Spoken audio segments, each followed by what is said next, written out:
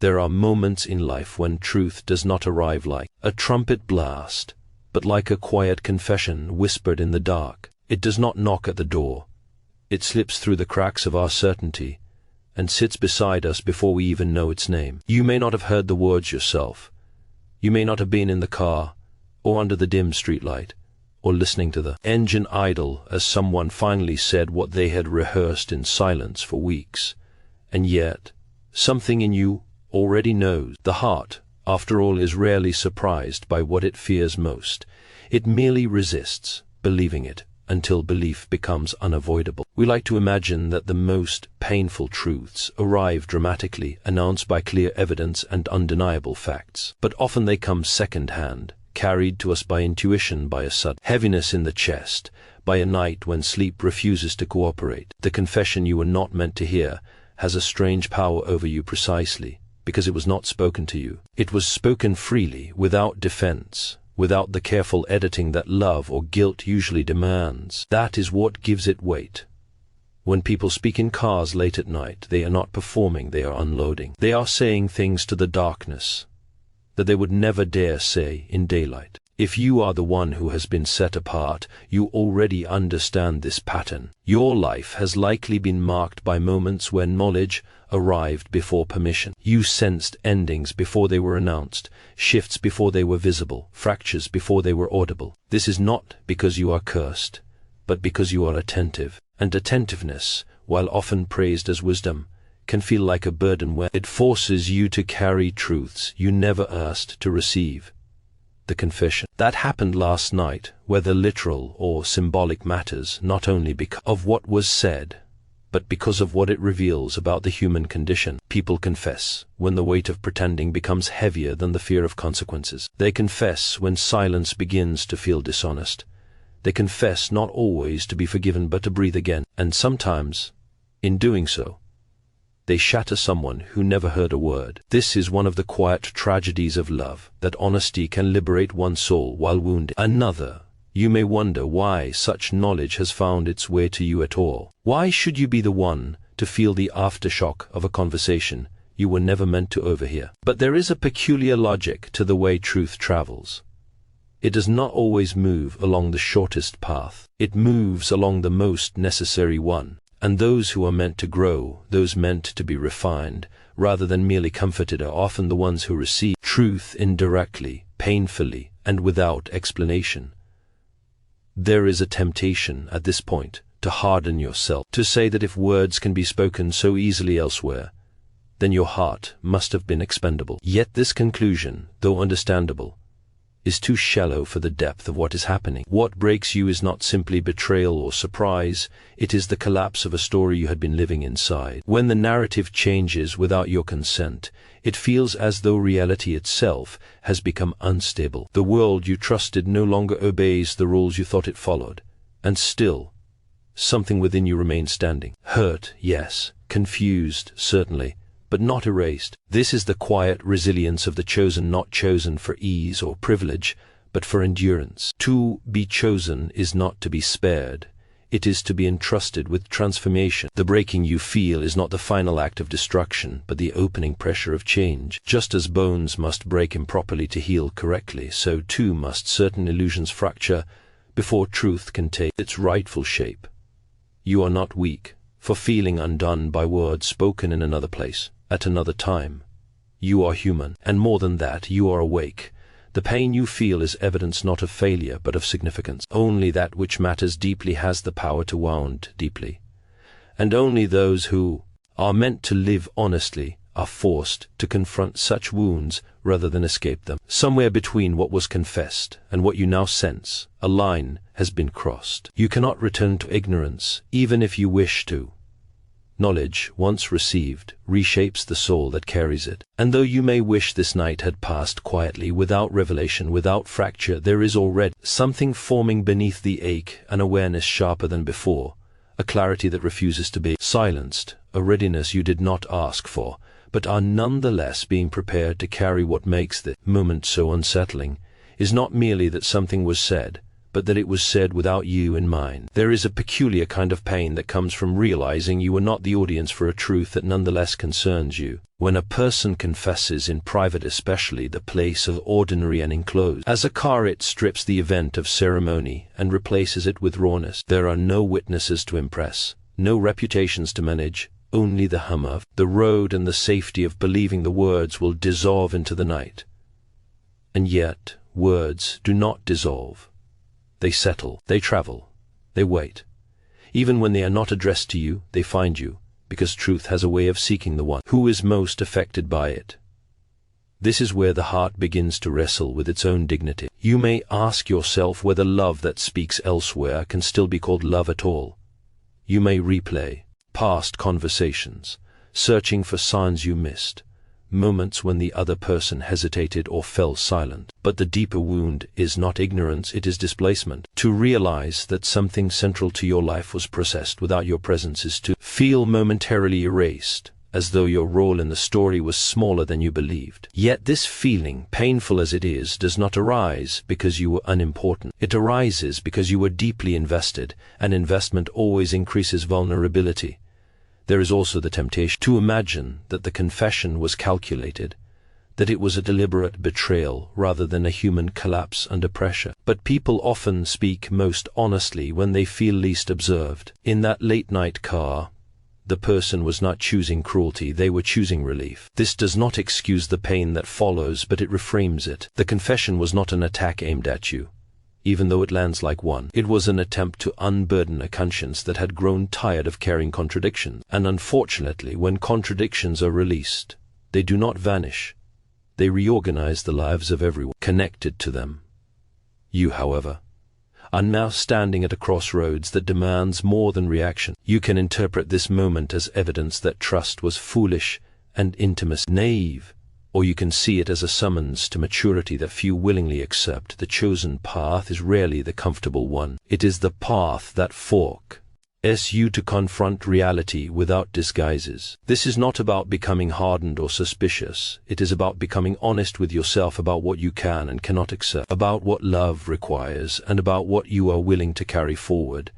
Pain has a way of simplifying things. It burns away false options and exposes the core questions that were always waiting beneath the surface. What do you believe love should look like when no one is watching? What do you expect from someone who claims to care for you? And perhaps most unsettling of all, what do you expect from yourself now that you can no longer pretend not to know? These questions do not demand immediate answers, but they demand respect. Ignoring them will not restore peace. It will only delay the reckoning. There is strength in allowing yourself to feel the weight of this moment without rushing to resolve it. Too often, we mistake numbness for resilience and haste for healing. But true resilience is the ability to remain present in discomfort without surrendering to despair. You are allowed to grieve the version of reality you believed in. You are allowed to feel shaken by words that were never meant to reach you. What you are not allowed, if you wish to grow, is to shrink yourself in order to make sense of someone else's unfinished honesty. This moment is testing not your worth, but your clarity. It is revealing whether your identity is built on another person's consistency or on your own grounded understanding of truth. The confession may have broken something, but not everything that breaks is destroyed. Some things break open, some things break loose, and some things break precisely because they have fulfilled their purpose and can no longer pretend to be whole. What you do with this knowledge will shape not just what comes next, but who you become in the quiet moments when no one else is listening.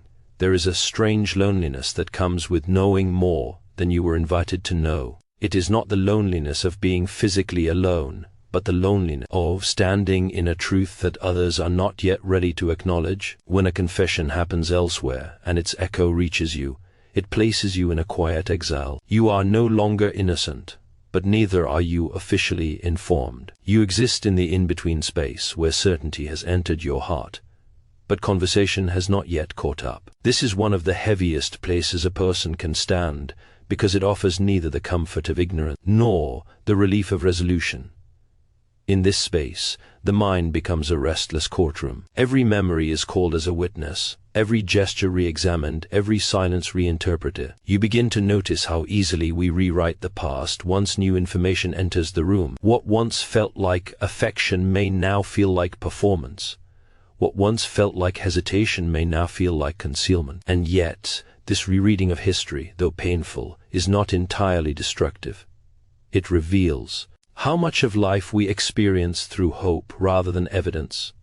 Hope is not foolish, but it is fragile. When it breaks, it leaves behind a clarity that can feel cruel simply because it is unsoftened. The danger here is not sorrow, but distortion. Knowledge, when carried alone, can bend inward and become suspicion. You may begin to assume motives you cannot prove, to imagine intentions darker than reality. This is understandable, because uncertainty craves explanation, and the imagination is quick to supply one. But truth does not require embellishment to be heavy.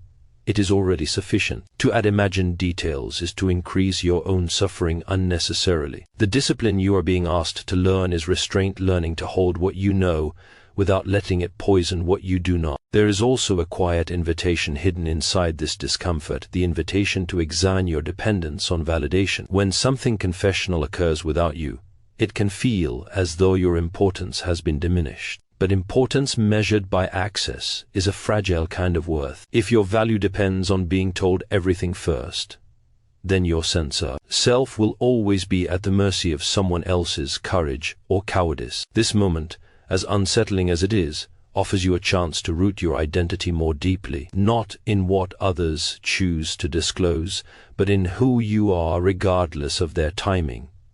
The chosen often face truths early, not because they are more deserving, but because they are more capable of bearing them. This does not mean they are unhurt.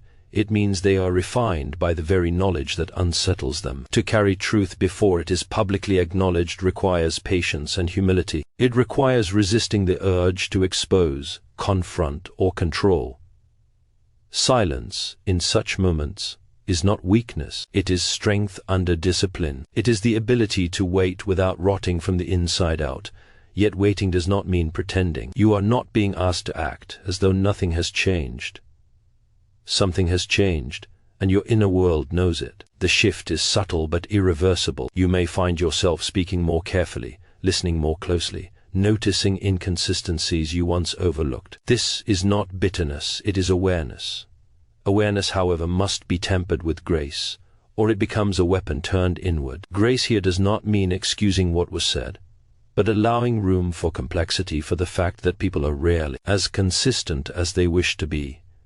What makes this stage particularly painful is the absence of language. There are no official words yet, no acknowledgement to respond to, no apology to accept or refuse. You are carrying an unnamed weight, and unnamed weights have a way of exhausting us more than acknowledged ones. Still, this quiet endurance is shaping something within you. It is teaching you how to live without immediate explanations, how to trust your discernment without becoming harsh, how to remain whole while part of your understanding remains unfinished.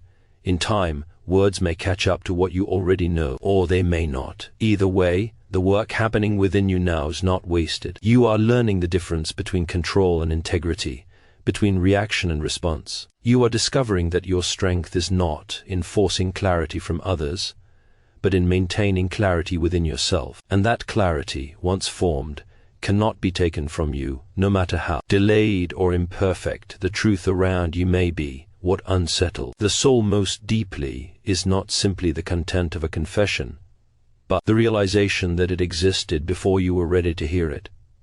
This introduces a fracture in time itself. The past no longer feels stable because it now contains a truth that was hidden while you were living inside it. You may feel as though you were walking through a room that had a crack in the floor all along, one you never noticed until someone pointed it out. Suddenly every step you took there feels uncertain, and the mind begins to wonder how long the weakness was present and whether it could have been avoided.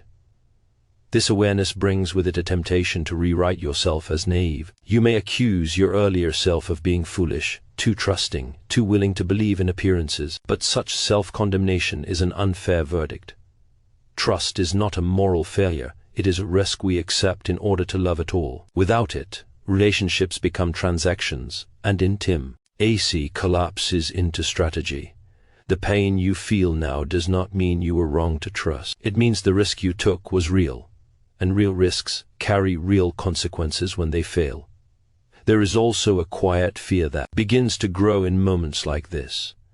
The fear that if something so important could be hidden once, it could be hidden again. This fear, if left unchecked, can reshape your entire approach to connection. You may find yourself scanning for deception, reading between lines that do not always exist, protecting yourself with distance rather than discernment. While this instinct is understandable, it carries its own cost. Constant vigilance hardens the heart, and a hardened heart may be safer, but it is also lonelier. The challenge before you is not to eliminate caution, but to prevent it from becoming suspicion. Being chosen in moments like these does not mean being superior. It means being responsible. You are being asked to hold a truth without allowing it to degrade your capacity for compassion. This is not easy work. It requires acknowledging the harm without letting it define the whole of the other person or yourself. People are rarely entirely honest or entirely deceitful. They move between the two in moments of fear, desire, and confusion. Recognizing this complexity does not excuse the hurt, but it prevents your pain from turning into contempt. Another layer of difficulty arises when you recognize that the confession may not have been intended to cause change at all. Some confessions are not acts of transformation but acts of relief. They are spoken to ease the speaker, not to heal the situation. This realization can be particularly painful because it suggests that your pain was not even factored into the moment of honesty. And yet, this too reveals something important. It shows the difference between truth spoken for self-preservation and truth spoken for reconciliation. Knowing this difference sharpens your discernment and prepares you to demand a higher standard of honesty in the future. You may feel an urge to confront, to demand clarity, to force the truth into the open, where it can no longer wound you from the shadows. But confrontation driven by pain often seeks control rather than understanding. There is wisdom in waiting until your emotions settle enough to speak without accusation. Silence for now is not surrender. It is the space in which you gather strength, sort motive from fact, and decide what kind of response aligns with your values rather than your injury. This stage of the journey is less about what was said and more about who you choose to become in response to it. Will you allow this knowledge to shrink your trust in humanity, or will you let it refine your understanding of it? Will you build walls so high that nothing can hurt you, or boundaries clear enough that only what is healthy may enter? The answers to these questions are forming even now, in the way you think, the way you wait, and the way you speak, aka to yourself in private. Pain has a way of revealing our inner architecture. Under pressure, false supports collapse, and what remains shows us what was truly holding us up all along. If you listen closely, you may notice that beneath the ache there is a steadiness you did not know you possessed. This steadiness is not denial, nor is it indifference. It is the quiet knowledge that you can endure truth without losing yourself, that you can face fracture without becoming fractured. And this knowledge, once earned, becomes a foundation far stronger than the illusions that were broken. To reveal it, there comes a moment after the initial shock has settled when the pain changes its texture. It is no longer sharp and immediate, but slow and contemplative, like a weight you carry rather than a blow you absorb. This is the stage where you begin to realize that the confession did not merely reveal something about another person. It revealed something about you. It exposed the assumptions you were living by, the expectations you had quietly built, and the future you had been unconsciously preparing for. When those inner structures are shaken, the discomfort feels existential, as though part of your identity has been called into question. At this point, the greatest danger is not heartbreak but self-erasure. You may feel tempted to reduce yourself in order to make sense of what happened, to decide that you expected too much, felt too deeply, or hoped too boldly. But this kind of self-editing is a subtle betrayal. It teaches you to distrust your own capacity for depth rather than questioning the situation that failed to honor it. Depth is not a flaw. It only becomes painful when it is offered where it cannot be met with equal seriousness. There is also a growing awareness that some truths arrive without instruction. The confession did not come with guidance, on what to do next, no map for navigating the aftermath, and so you are left to interpret its meaning alone. This solitude can feel unfair, especially when you consider that the person who spoke may feel lighter, having released their burden, while you now carry the consequence. Yet even here, there is a quiet opportunity forming. You are learning how to respond to uncertainty without collapsing into it. You are discovering that you can hold unanswered questions without allowing them to define your worth. As time passes, you may notice a subtle shift in how you view honesty itself. Once, you may have believed that truth was inherently healing, that once spoken, it would naturally lead to resolution. Now you see that truth is more neutral than that. It is powerful, but not automatically kind. It must be paired with responsibility to become restorative. This realization matures your understanding of integrity. You begin to see that honesty without care can wound just as deeply as deception, and that the highest form of truth-telling considers not only what is said, but when and how it is said. This awareness inevitably turns inward. You begin to examine your own silences, your own half-spoken thoughts, your own moments of avoidance, not with accusation, but with honesty. You recognize that while you were not responsible for the confession that occurred, you are responsible for how you handle the truth now in your possession. Will you use it to justify withdrawal, or will you use it to clarify what you truly need and deserve? This is where growth becomes possible, though it rarely feels gentle while it is happening. You may also encounter an unexpected grief, not only for what was revealed, but for what can no longer be believed. Certain hopes quietly expire when trust is shaken, even if love remains. And this grief deserves recognition. It is the mourning of a future that now feels uncertain or altered. To ignore it is to harden yourself prematurely. To acknowledge it is to honor the sincerity with which you once hoped. Grief, when allowed, becomes a teacher. It instructs you in the cost of attachment and the value of choosing carefully where you place your faith. In this phase, restraint becomes a form of strength. You may want answers immediately, closure quickly, clarity now. But clarity forced too soon often collapses under its own weight. By allowing time to do its quiet work, you give yourself space to separate fear from fact, impulse from conviction. You begin to sense that your worth does not rise or fall based on someone else's confession, and that your future, not as fragile as it momentarily appears, what is forming with you now, is a steadier kind of confidence, not loud, not defensive, but grounded. It is the confidence that comes from knowing you can endure emotional complexity without losing your integrity. The confession may have altered the landscape of your life, but it has not erased your agency within it. You are still capable of choosing honesty, of demanding respect, of walking forward without bitterness. And in this quiet strengthening, something essential is being restored, not the illusion you once held, but a truer, more resilient understanding of yourself eventually. A quieter question rises beneath all the others, one that does not accuse or plead, but simply asks what kind of person you are becoming through this knowledge. This question is unsettling, because it removes the spotlight from the confession itself and turns it inward. You begin to realize that while you did not choose the truth that arrived, you are choosing, moment by moment, how it shapes you. This realization carries weight, because it restores agency at the very point where you may have felt most powerless. There is a temptation to believe that being hurt grants permission to abandon generosity, that pain justifies sharpness or withdrawal. Yet pain by itself proves nothing except that you are alive and capable of attachment. What matters is what follows it. Will you allow the wound to define your character, or will you allow it to refine it? Refinement is slower and far less dramatic than collapse, but it leads to something sturdier. It teaches you how to remain soft without being careless, open without being unguarded.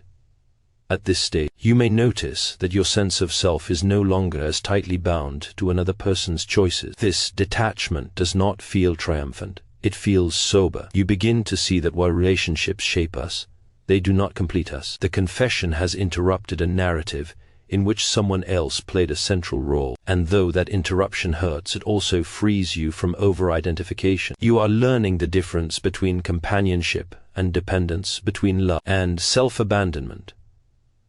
There is also a growing clarity about standards, not the rigid kind designed to keep people out, but the honest kind that keep you intact. You may find yourself less willing to accept ambiguity disguised as depth, or inconsistency dressed up as complexity. This is not cynicism. It is discernment earned through experience. Discernment does not assume the worst, but it no longer explains away what repeatedly causes harm. It respects patterns, even WH.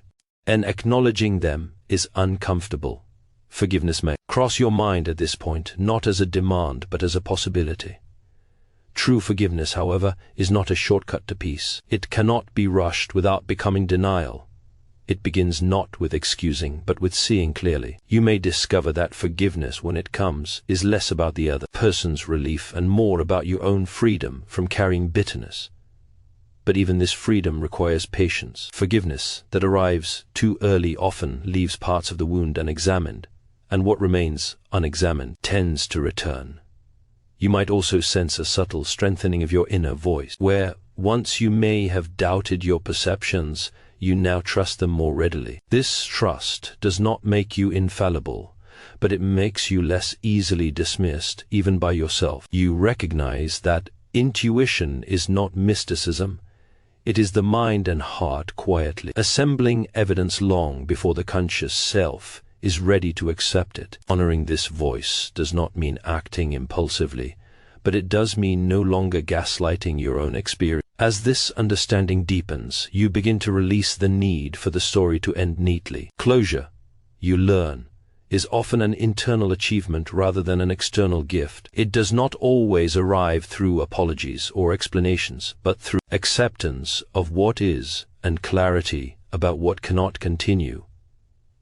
This acceptance is not resignation. It is a clear-eyed recognition that peace does not require every question to be answered, only the most important ones. What is emerging now is a quieter courage, not the courage to confront dramatically or to walk away defiantly, but the courage to live truthfully, even when outcomes are uncertain. You are discovering that your dignity is not fragile, that it survives disappointment, ambiguity, and even heartbreak. The confession that once felt like an undoing is becoming a turning point, not because it justified your pain, but because it revealed your capacity to remain whole in the presence of it. And somewhere in this process, without announcement or spectacle, something shifts. The story is no longer about what was said in the dark, or who spoke it, or why it was hidden. It becomes about the kind of life you are shaping in response to reality rather than illusion. This shaping happens quietly, in choices made when no one is watching, in standards upheld without applause, in honesty practiced first with yourself. The weight you carry begins to feel less like a burden and more like substance, something solid enough to stand on as you move forward into whatever comes next.